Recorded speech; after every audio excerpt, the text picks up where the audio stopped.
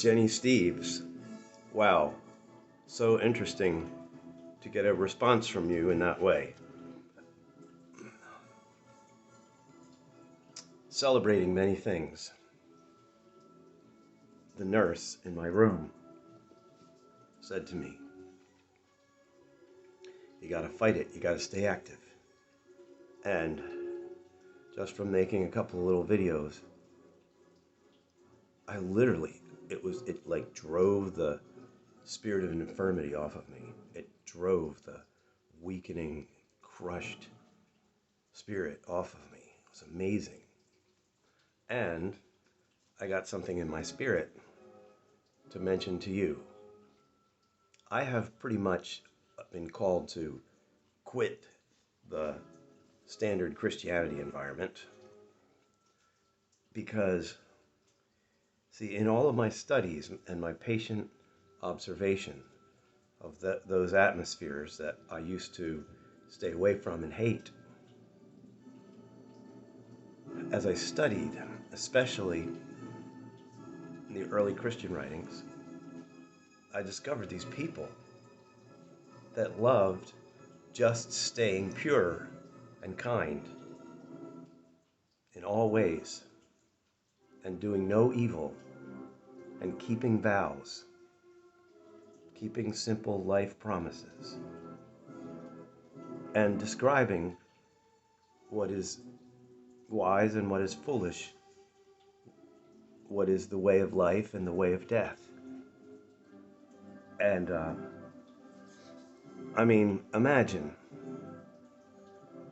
if I could have said to my friends, "Hey, do you want to come to the family honesty and communion time at our house?"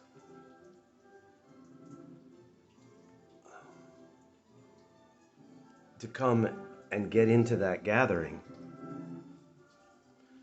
you have to understand the visit of Yeshua and actually be mystically immersed in his essence. You join him in death, burial, and resurrection out of the water. A new character connected with the visitor, the Son of God. It's very simple. And then you receive this special flow, this special baptism of the Holy Spirit. And it gives you the power to heal people and to discern spirits. And we learn that our true struggles in life are against invisible spirit beings and negative teaching in influential places like our parents or our friends, our society. And we're battling against territorial spirits that know how to mess with male human beings, know how to mess with female human beings, know how to mess with richer people. They're actual fallen angels, troubling spirit beings who have a desire to cause human beings to be self-destructive and to lead one another in anti-peace, anti-God, anti-unity ways. What a wonderful thing. I mean, I wasn't raised with that, but the neatest thing that I've discovered is that Jesus of Nazareth taught a home and family council gathering. It's wonderful. The reason why they would gather, first of all, is to just keep their consciences clean about all of the standard issues of life. You can't make up a new problem.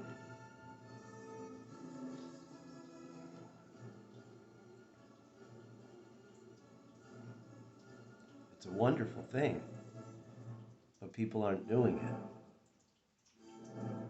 The wonderful family group counseling thing but Jesus designed full of good cheer and celebration.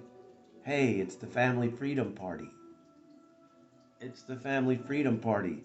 We don't have to sit around with junk on our hearts. We get together and we clean up and we become free very frequently, just like on the day of our baptism. I want to immerse in God for the rest of my life. And I want to receive the Spirit of God in that special way. And one of the peculiar and wonderful things that I can say is that the baptism of the Holy Spirit and the speaking in tongues, that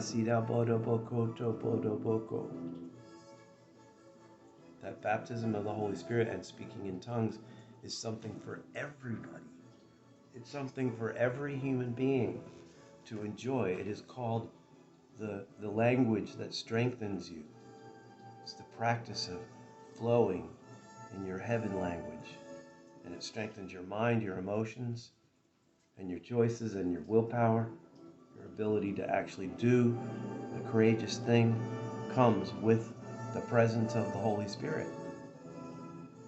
And that's awesome. And then there were the teachings of Christ to the apostles.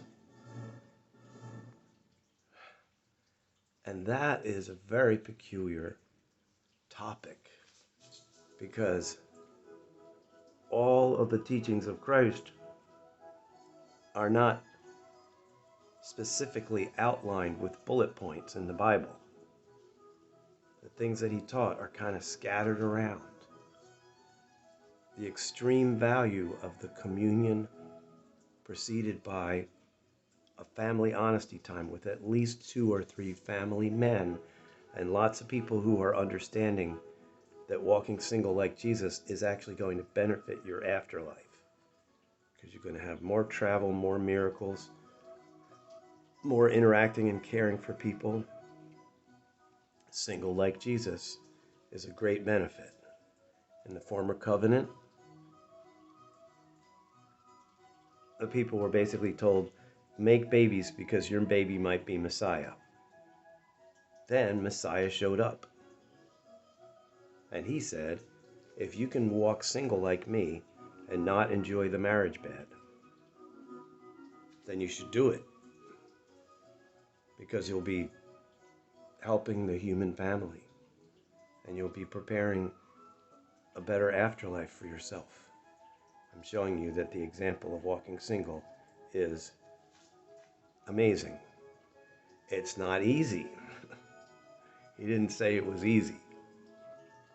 And Paul and Barnabas talk about how we have the right to take along a believing wife, but they are actually working on higher eternal rewards and benefits. And they are even not taking the enjoyment that they have the right to. And so anyhow, this is a good day, and I'm really happy to get a response from Jenny Steves. You know, God has led me on a funny way. A lot of the decisions that I made earlier in my life, I didn't even know about consulting the Holy Spirit or the revelation of God to a gathering of people, like in Acts chapter 15, where they're asking about the circumcision rule. And after they meet and wait and listen, everybody gets the same answer. And they say, it seemed good to the Holy Spirit and to us to put no other burdens on the Gentiles. Like the Holy Spirit is Joe in the room and everybody heard the same thing. So awesome. Truly amazing. That's how we're supposed to be getting our family business advice and stuff like that, is by the Holy Spirit in a cluster of devoted brothers who are good family men. Yahoo! Hi Jenny. Hi everybody. Today is the day of strengthening.